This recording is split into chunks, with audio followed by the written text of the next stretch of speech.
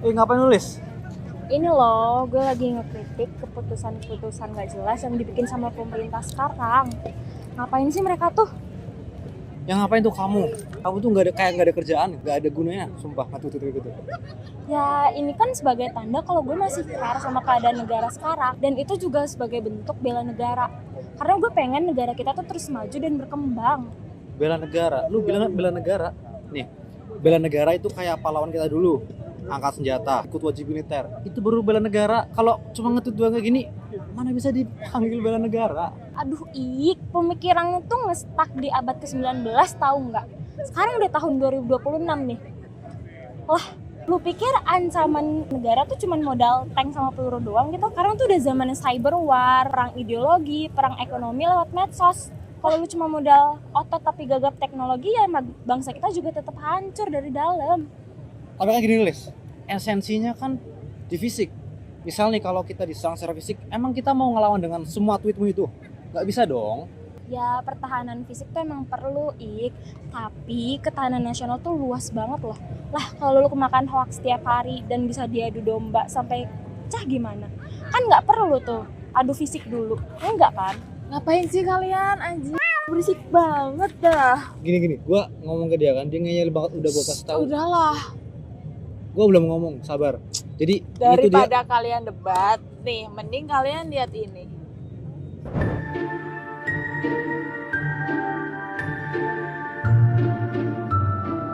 Secara mendasar, ketahanan nasional adalah kondisi dinamis suatu bangsa yang berisi keuletan dan ketangguhan dalam menghadapi segala bentuk ancaman, tantangan, hambatan, dan gangguan, baik dari luar maupun dari dalam. Sementara, bela negara adalah sikap, tekad, dan tindakan kita sebagai warga negara untuk menjaga kedaulatan dan keutuhan bangsa tersebut. Nah, urgensinya itu sangat nyata. Di dunia yang terus bergerak, sebuah bangsa yang tidak memiliki ketahanan nasional yang kokoh akan sangat mudah terombang-ambing, kehilangan identitas atau bahkan runtuh dari dalam karena masyarakatnya yang terpecah belah. Di zaman dahulu, ketahanan nasional diukur dari ketangguhan fisik. Contoh nyatanya adalah perjuangan gerilya para pahlawan kita, mendiri pos-pos pertahanan perbatasan, dan kesiapan rakyat untuk angkat senjata demi merebut serta mempertahankan kemerdekaan dari penjajah kolonial Belanda. Di era modern, ancaman tidak lagi berwujud di tentara asing, melainkan serangan cyber, perang informasi, komunikasi budaya, hingga maraknya hoaks yang menyerang persatuan. Di era digital ini, ketahanan nasional bergeser menjadi ketahanan intelektual dan moral. Jika dahulu garda terdepan kita adalah para prajurit di medan perang, maka di era modern ini ruang kelas adalah medan pertempurannya dan guru adalah panglimanya. Nyata sekali bahwa bela negara hari ini mewujud dalam tindakan para pendidik. Ketika seorang guru berjuang menanamkan nilai-nilai Pancasila di tengah gempuran budaya asing, ketika mereka melatih siswa untuk berpikir kritis agar tidak mudah termakan hoax di media sosial, dan ketika mereka mencetak generasi yang melek teknologi, disitulah guru sedang membangun benteng ketahanan nasional yang paling kokoh. Mereka sedang membela negara dengan cara menyiapkan SDM yang unggul dan berkarakter.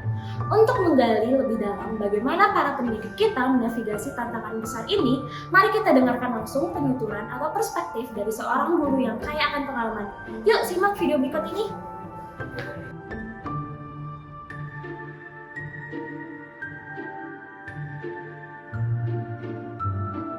Yang udah dijelasin sama teman saya dulu kan kalau ketahanan nasional itu kan untuk suatu sikap dinamis untuk menjaga kedaulatan bangsa gitu. Nah jadi di sini pertanyaannya itu adalah menurut Ibu apa tantangan terbesar dalam menjaga kedaulatan bangsa melalui pendidikan bidang pendidikan. Ya. Oh iya. Kalau bidang pendidikan itu kan sebetulnya ada dua, cara fisik dan cara non fisik ya. Kalau fisik itu mengangkat senjata kalau dulu. Ya. Kalau yang pendidikan itu secara non fisik biasanya bisa melalui pendidikan moral. Karena apa? Di sekolah itu kan membentuk karakter anak juga, tidak hanya memberikan materi, tapi juga membentuk karakter dan juga sosial. Ada juga menyejahterakan, gitu, baik anak maupun nanti kedepannya. Jadi membekali anak untuk kedepannya. Bela negara itu sebetulnya kewajiban ya masyarakat Indonesia ya, kita memang harus berbakti bela negara, gitu. Nah kemudian untuk kehidupan sehari-hari pun tidak hanya di bidang pendidikan, di keluarga sehari-hari aja kita menciptakan keluarga aman, tentrem, ayem, itu sudah bela negara namanya. Iya dah, bayar pajak tepat waktu bela negara namanya. Iya dah. Iya, jadi itu banyak sekali yang harus kita lakukan. Kita berbuat baik, berkarakter yang baik itu sudah bela negara. Kalau di pendidikan ya itulah membentuk karakter anak. Nanti moral yang baik, ya dari moral yang buruk. Sekarang kan banyak ini budaya asing yang masuk ke dalam Indonesia gitu. Nah, jadi kan sekarang kan kayak Indonesia itu malah didominasi sama budaya-budaya dari luar gitu. Nah, menurut Ibu gimana strateginya Ibu biar siswa itu tetap bangga sama identitas nasional gitu? Iya, harusnya kita jangan terpengaruh budaya asing. Budaya kita itu yang paling bagus harusnya. Jangan mengelulukan budaya asing. Tapi banyak juga orang yang meniru, seperti itu baik.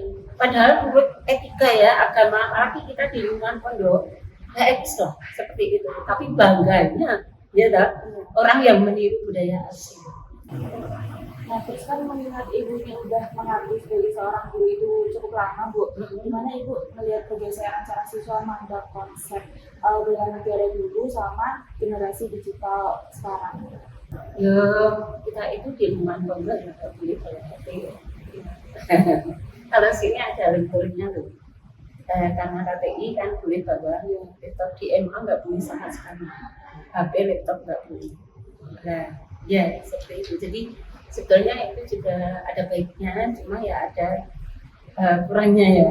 Karena kita ketinggalan teknologi ya itunya ya enggak.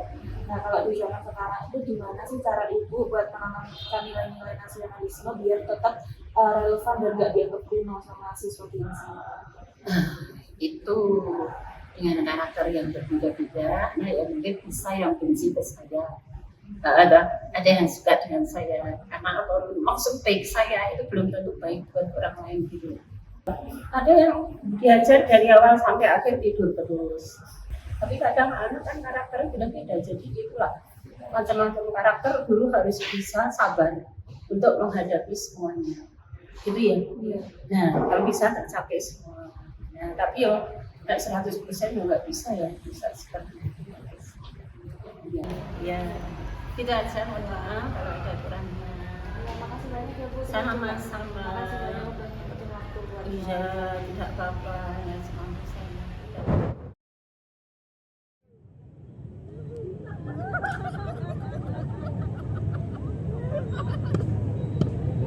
Tuh kan apa yang kata gue bilang, ketahanan nasional tuh luas.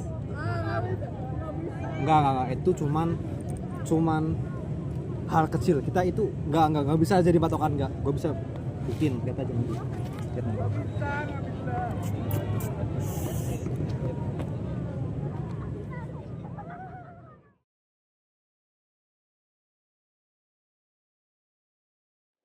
I still hear your voice at night, make me feel alright. Jump right back into my heart. Cause we could dance the night away, make me love you through the haze. Ain't no need to be afraid, Still hear your voice at night, make me feel alright. Jump right back into my heart. Cause we could dance the night away, make me love you through the haze. Ain't no need to be afraid.